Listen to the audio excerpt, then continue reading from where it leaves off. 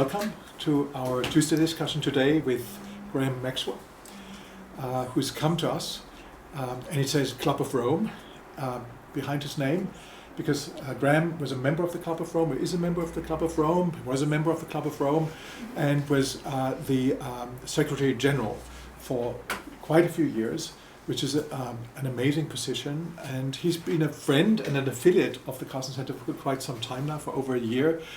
And I'm really, really happy that you are here with us today, Graeme. Graeme comes from Edinburgh, but he's seen the world. He's been everywhere in the world. And his biography is probably the most radical biography that I've seen in my life, and I've seen many biographies. He's gone from, perhaps you could say, from right to left. He started out as a banker. He didn't go over. I mean, he didn't go overboard. He cut short of becoming an investment banker because, as he says, he didn't want to have golden handcuffs. Once you earn so much money as an investment banker that you don't want to leave investment banking anymore. But he did work for Citibank, one of the big banks, and instead of moving on in that field, he became a consultant, one of the largest consulting firms in the world, advising the Turkish government, for instance. And he also started his own consulting firm. What was it called? Autopolis, which was about the car industry. He's written a few books about the history of the car industry, among many other books. But he decided to move on to something else and worked for the Economist in Hong Kong. And at the Economist, he became more and more critical of everything that he had done in his life before. And so he was a journalist at this point, and he wrote a book by the title of Die Wachstumslüge in German, The End of Progress, which was a radical book, and people learned about it in the Club of Rome.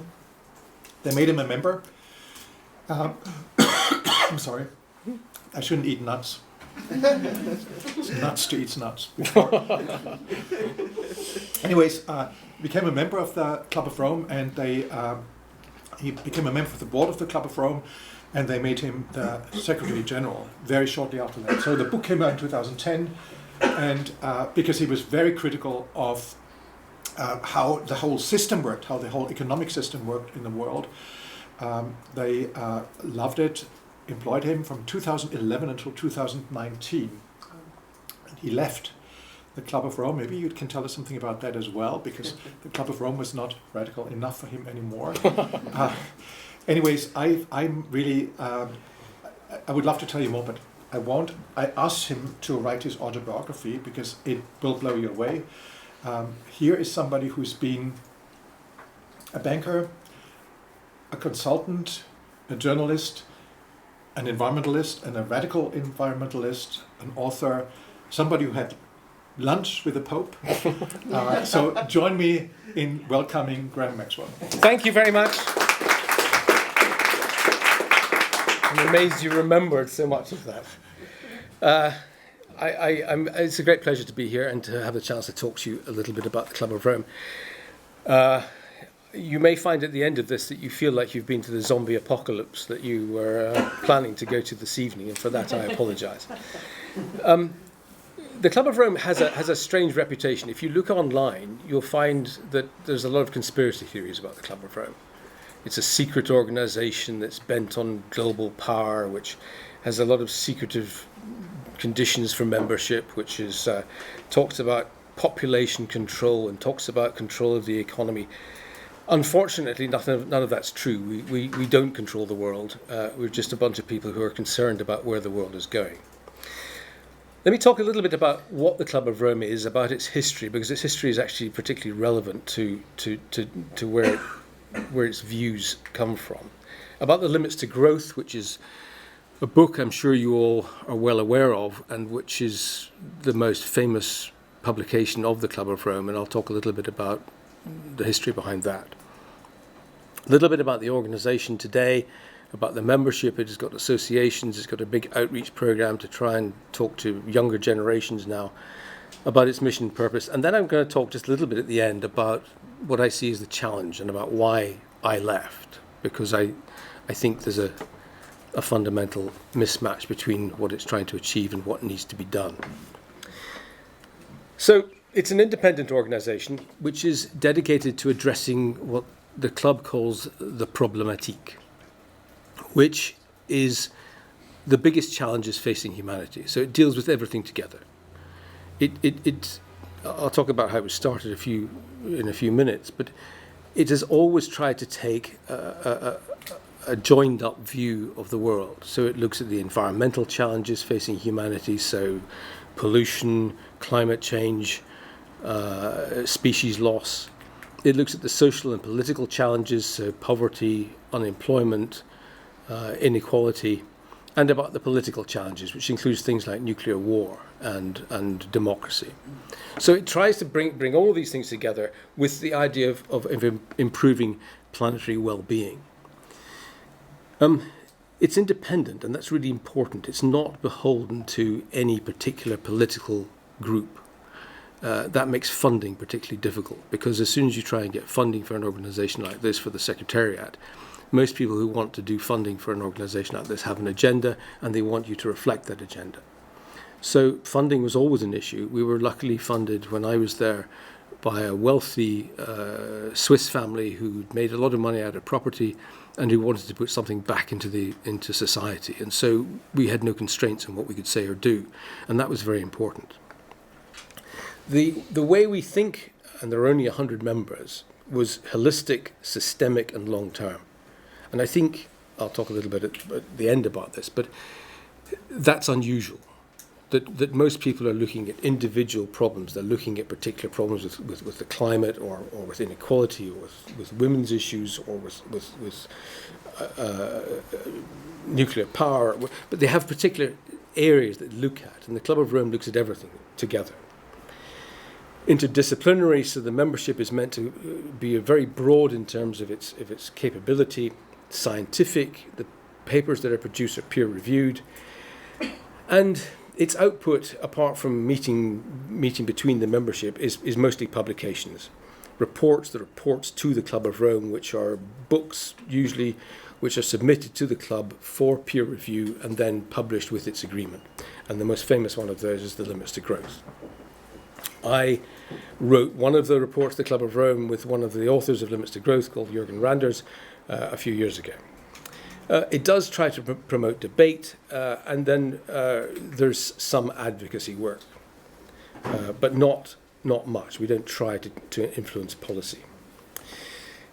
The club was started by two men, Aurelio Pace, who was an Italian industrialist who had worked with Olivetti and Fiat. He had very good connections to the Italian industrial system and Italian government. Because he'd worked with Fiat, he'd worked in Latin America, so he had very good connections into Brazil and Argentina, and also into Russia. And because of the links in Italy, he had very good connections into the Vatican. So you can begin to see how the global conspiracies begin to draw, but actually it was simply because these individuals were unique in terms of their experience. Alexander King was a Scotsman like me. He was the chief economist of the OECD, and he was educated in Munich. So he spoke pretty good German, and also had spent a lot of time in the US. So he had very high-level contacts in government, mostly in the Western world and in Europe. So together they had this pretty astonishing address book. They met, first of all, in 1965. The club was formed in 1968. But they met and they both shared a concern about where humanity was going.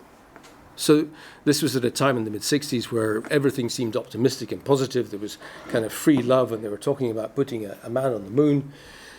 And here were two people saying, not sure where things are going here. This doesn't seem to make sense to us. We seem to be building up problems for the future.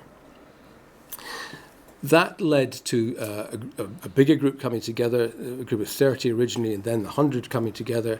And that then led to a connection with Jay Forrester, who's the father of system dynamics at MIT, and then with Dennis Meadows, who led the group that eventually produced Limits to Growth, which was a project funded by the Volkswagen Foundation. I'll talk about Limits to Growth in a second. It was actually written by Dennis's wife, Donella, who's something of a folk hero for the work that she did. She's a brilliant writer. If you haven't read Limits to Growth, I recommend it to any of you.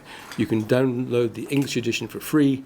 It is still enormously readable. It's still enormously relevant. It's still a very good book. It's the best-selling environmental book ever, and is available, I think, in more than 30 different languages. Today, there are still about 100 members. There are national associations in a wide range of countries.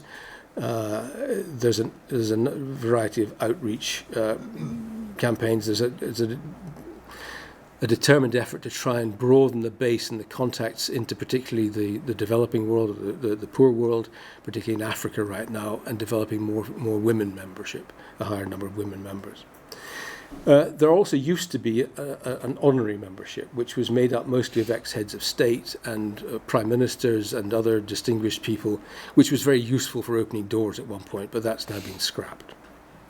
And it has this secretariat in Winterthur. It was originally founded in Rome, which is why it's called the Club of Rome, but it's now based in Winterthur in Switzerland, which is where I was.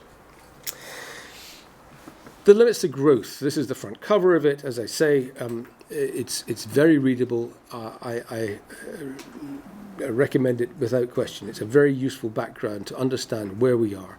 You understand why the problems are interlinked and what we can do about them, and why the model was built the way it was. It was a computer model, one of the first computer models developed to model the entire world. The model's called World 3. And since 1972, the club recognized that where we were going is unsustainable. So let me just talk about that very briefly. The model looked at 200 years of human development. So it started in 1900, and it went to 2100, and the first 70 years was actual data. And you can see it measured a variety of different features: non-renewable resource use, food production, so agricultural output, industrial output. It was later split into services and manufacturing, and population and pollution. And when you understand the interlinkages between all of those different facets, then you can actually forecast reasonably easily into the future. And that's what they did. They built not a predictive model. They built a base model. This is the base model called the Standard Run. And there are 12 scenarios built off that about what would happen if we did different things. And what they showed was that in the 12 scenarios, no matter what we did, the system would collapse. That sometime around 2030, 2040, the entire system of human civilization would collapse. Either the population would go too much, and then it would increase the amount of pollution, and that would then cause problems with food production. They were all interlinked, but of all the studies showed that there would be collapse. And they did this. They did scenarios that increased food production, that doubled resource efficiency, that tested out all the different factors, and they found that they only had two scenarios that didn't lead to collapse, and those were where everything stayed the same as it was in 1970. So base case, nothing increased, but that otherwise everything would collapse. Now, the darker lines you can see there are the results of a study actually done in Australia by a guy called Graeme Turner at ANU, and he looked at what had happened in the time between the book being published and when he was looking at 2010, and he found that the predictions were pretty much bang on. And there have been studies done since then that show exactly the same thing, that we're heading in exactly the direction that the Club of Rome, or the Limits to Growth, predicted. Interesting to note too that the collapse, and you can see it in the middle here, it doesn't happen quickly. It's like when a collapse comes, it's not like we're waking up one morning and we find that everything's gone. A systemic collapse, if you think about something like the Roman Empire, or any great empires in history, or something like the First World War, it doesn't just happen overnight. It takes a long time to develop. The seeds of that are obvious for a long time before. Then it reaches a sort of crescendo, and then it fades away. And the consequences in historical terms also last for decades afterwards. If you think something about the French Revolution or the First World War, I mean, the seeds of the First World War go back decades before, and the consequences last decades afterwards. And so it is here with system collapse here.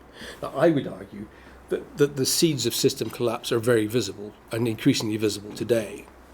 Climate change is the most obvious way. But I mean, a lot of the political divisions, a lot of the conflicts that are over essentially resources in many ways, a lot of the political disintegration, all of this is all linked together, and it's all part of the overall system beginning to collapse.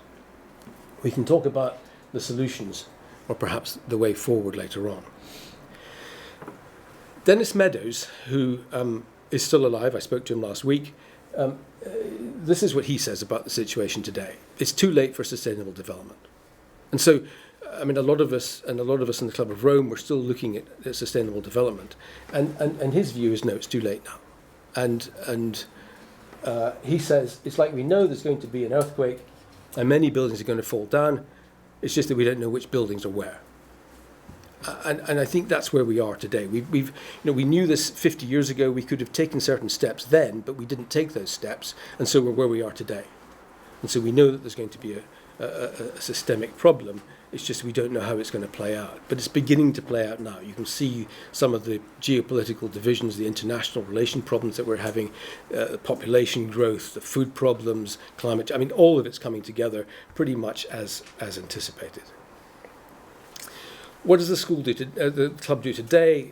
I introduced a summer school to try and bring in people like you to try and share some ideas and try and develop a greater generational understanding, if I can put it that way. And it focuses on what is called the planetary emergency. It's led by two women now, the club. One from South Africa who worked with Nelson Mandela, and a woman who is Belgian who worked very closely with now the King, the Prince of Wales, the Prince of Wales Trust.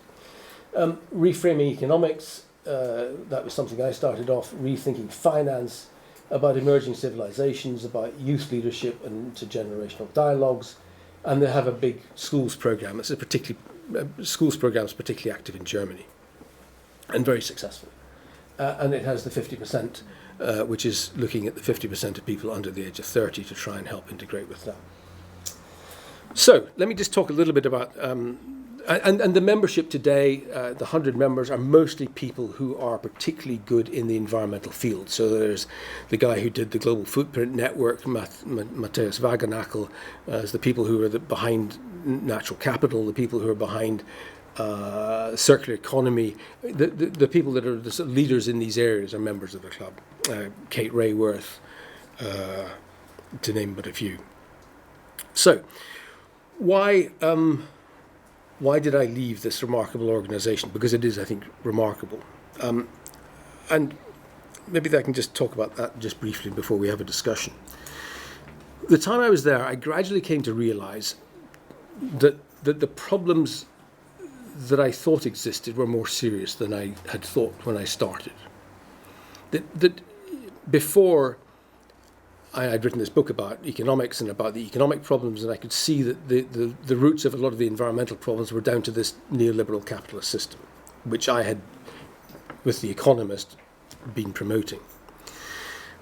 But I learned at the club that it's much more than that it's connected into so many other areas. You can't solve climate change without addressing inequality. You can't solve climate change without addressing poverty. You can't solve climate change if you have a war with China and Russia. You need to have all of those things together, and you have to solve them all together because they're all the same problem. And it's all to do with the way we think about the world, particularly the Western perspective. So that was the first thing I realized, was that the problems are more serious than I had thought, and they're more complex. And then the second thing I realized was that we were achieving nothing. We were changing nothing. The club had been going for 50 years, and this is really a criticism of the entire environmental movement. It hasn't changed anything. That the situation has got worse progressively, and we've known what's happening for 50 years. Actually, we've known since Rachel Carson in 1962 that things are getting worse, and they've got continually worse, and we haven't done anything about it. And I thought, I don't want to be part of this. I don't want to be part of something which is achieving nothing. The Club of Rome has brilliant people, and they have spent a lot of time sitting together defining the problem. And they've defined the problem, I think, better than anybody else because they've taken this holistic perspective. And they have good answers. I mean, they have good answers to the problem.